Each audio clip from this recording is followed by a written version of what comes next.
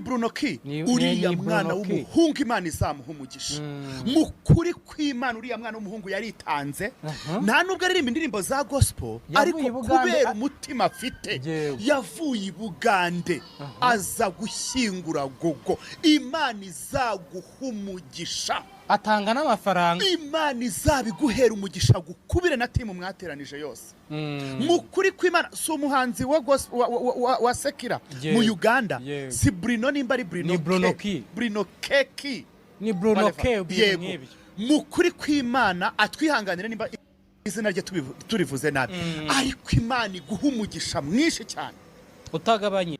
My people from Rwanda, I love you so much. Ndabakunda cyane.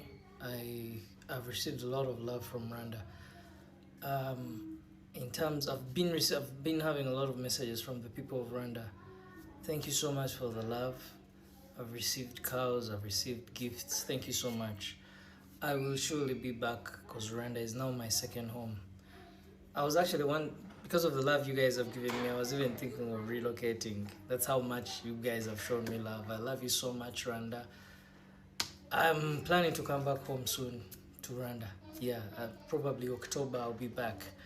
Yeah, but I love you so much. Whoever is from Rwanda, I am your son now, since Rwanda has adopted me. I love you guys so much. Thank you so much, Rwanda. Thank you so much, my people from the Dynamic Show and every media person that's sending in the messages, plus everybody, the fans, the people from Rwanda. Nabakunda chani. I love you guys. Yeah.